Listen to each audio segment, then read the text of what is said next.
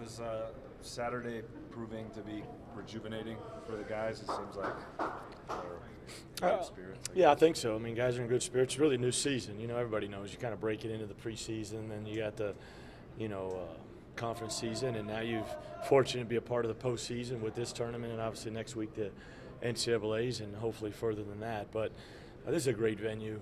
They do an unbelievable job. It's a great tournament. First game tomorrow. It's like I was talking with Jamie. You kind of throw all your chips on the table, and because if you win that first game, you got 2 days for the fans to really enjoy it. So I thought that was his son was talking about that. I thought that was a cool analogy. But yeah, I think we're in great spirits. It's tournament time now. We played better against Texas Tech. They're very good. I thought Culver had to play his best game of the season to kind of spearhead them to victory. But he's that kind of player, and he responded, and they responded, and give credit to them. They had a phenomenal year. How important is this to just generate some momentum going into the tournament? We just want to keep playing better. Baylor's good. They really changed their style of play with the injuries, and them young guards really grew up, and Kegler's kind of really found his role and vital. Obviously, the two things they do the best from an offensive rebounding standpoint in shooting the three is, we've never been a dominant rebounding team. The three-point line is just we've struggled of late. We were 31% defensive field goal percentage from three for majority of the year into these last quarter of the season. And so we got to defend the three, and we got to keep them off the glass. But this game kind of reminds me of 2 years ago we were here playing West Virginia in the championship. They beat us twice, kind of out-toughed us both games, and it's kind of like, hey, are you going to respond?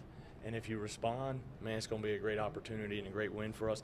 If you're not, then you're going to go 0 for 3. And I thought from the very beginning our guys responded against West Virginia. So it's going to be a great game. I'm excited about it. How much can just a big weekend here, I guess, just lift everybody and help everything going into the tournament? Yeah, things are good. If you really honestly look at it, man, you did a poll. There are probably a lot of people trade places with with our season. Just being honest with you. But without question, a win tomorrow, a win Friday, or just play well. Obviously it spearheads you going to the tournament. Obviously seeding's big because Baylor's will be a top 50 win for us. You got another neutral site top 50 then on Friday to have a chance at, and then as you go forward Saturday, you're going to have somebody really good you got to beat in front of you, and so you got a chance to improve seeding. But like you're talking about, I think the biggest thing, you got a chance to improve our guys' confidence. Because the last 3 weeks hadn't been very good. It's been stressful, been tough, but you got to keep the whole. Like I went through a lot of things with the guys yesterday. All right, forget all that. We got to look at some of the good things we did. You look at every really stat. We finished top 10 in the country in offensive efficiency. The defensive end is where we really slid the last couple weeks. Obviously, we know that. We've got to correct that. We're doing our best to do that. But if you look at all those things everybody looks at NCAA-wise, we're top 20, top 25 in every one of those things. So we're doing a lot of good things. It's just we hit a tough patch at the wrong time, and we got to get it back. I think, like you said, is we did some good things against Tech, but they were just a little bit better. It's tough enough to play a team twice in a year. Yeah. What's the challenge to play somebody 3 times? Yeah, they know what we're going to do, and we know what they're going to do.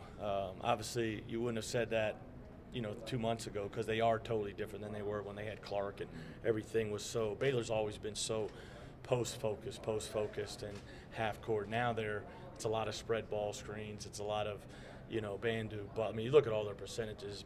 They're almost 40% from the three as a team. They're shooting it so well. But we know each other really well now. We know they're going to play some zone. We know our zone attack. They know our zone attack. We know we need to defend the three. We know we need to rebound. It's just going to come down to, guys got to make plays, and we got to be the tougher team. But, hopefully it's like everybody. You got all the analogies about when you play somebody the third time, but we just got to play well. What's Shayak's situation? He just shot, and he'll play tomorrow, and all's good. He just hadn't practiced, obviously, but he's a fifth-year senior. He knows what we're doing. How do you rebound?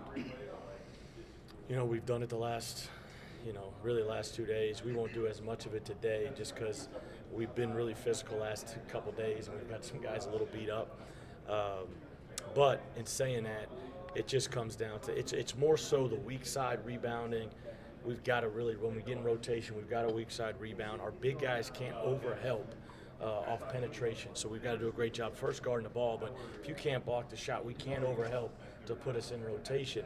And then our guards so many times are leaking out the play in transition to where they need to flood the elbows to get all the long rebounds. And then we got to be tough. Like Vital, he's going to ride you under the goal. Gillespie's going to ride you, and that's what they do. And we can't worry about that. We have to match that physicality. For you guys, offensively, when in those moments where it gets a little stagnant, maybe the ball kind of stinks. Yep. What does it take to create some more, just movement, not necessarily the ball, but guys even off the ball moving? Stops. I mean, that's just the reality of it. I mean, if you talk to, having an unbelievable burst, make or miss in transition, wings to the corners, big guy to the rim, and just keep the floor spaced. And you can scream it all you want, move it. We've got our concepts, we've got our rules. When we do it well, man, we're really fun to watch. When we get stagnant and hold it and don't cut, it gets mucky. But we don't want to be in the half court. And so if you don't want to be in the half court, you got to get better defensively. We got to get in transition. And if they do score, then we have to convert quickly. What's your backup center situation? Cameron's had a great week of practice. So obviously I think George's been good in his moments that he's had to play for us with, or that he's played for us at West Virginia and then with Texas Tech. But I'm excited to see, what Cameron does here.